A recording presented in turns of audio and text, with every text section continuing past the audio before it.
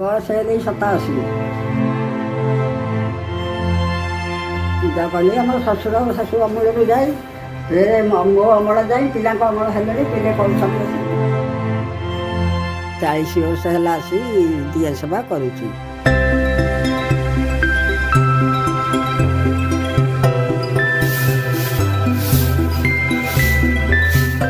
ଆସିକି ତ ଦେଉଳ ଖୋଲିକିରି ସେଇଠୁ ଓଳିଆଓଳି କରେ।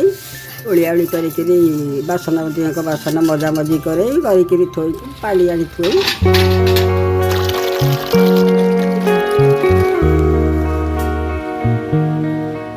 ଫୁଲ ତୋଳେ ଫୁଲମାଳ କରେ।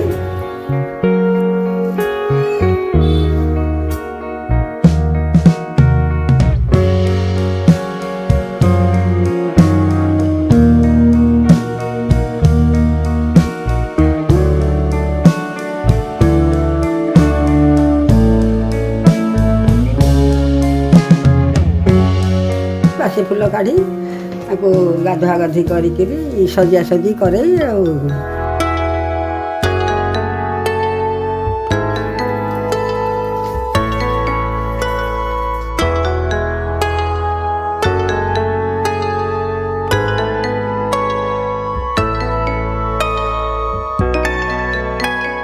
ଫଳ ପୂଜା କରେ, ଚୂଡ଼ା ପୂଜା କରେ, କଦଳୀ କରେ, ଯାହା ଯେତେବେଳେ ମିଳିଲା ସେତେବେଳେ ବାଳଭୋଗ ପୂଜା ହୁଏ।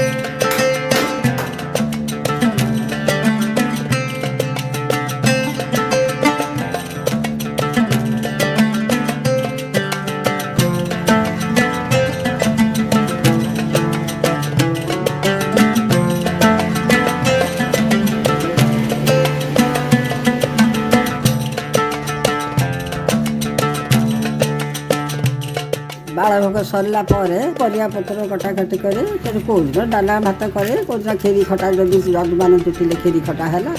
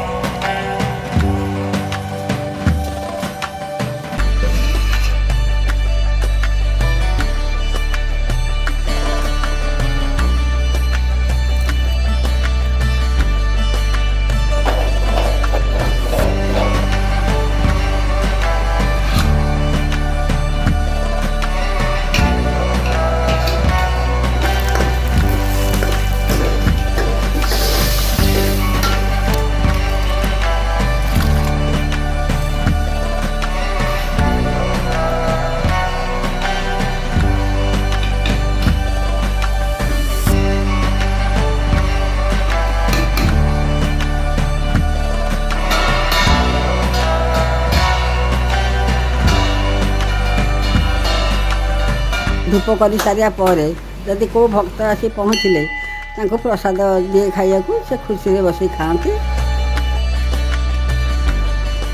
ଖାଇକିରି ତାଙ୍କ ମନ ଇଚ୍ଛାରେ ଯଦି 10 ଦିଅଙ୍କ ପାଖେ ପକାଇ ଦେଇ ଗଲେ, ନହେଲେ ନାଇଁ ତାଙ୍କୁ ପ୍ରସାଦ ଦିଏ, ସେ ଖାଇକିରି ଯାଆନ୍ତି। ମୋର ଧୂପ କରିକି ଆସେ ଆଣେଇ ମୋ ପ୍ରସାଦ ଆଣିକି ମୁଁ ଆସେ ଆଉ ଦିଅଙ୍କ ପହଡ଼ ପକାଇକିରି ଆଉ। 40 ବର୍ଷ ହେଲା ଏମିତି ସେବା କରି ଆସୁଛି।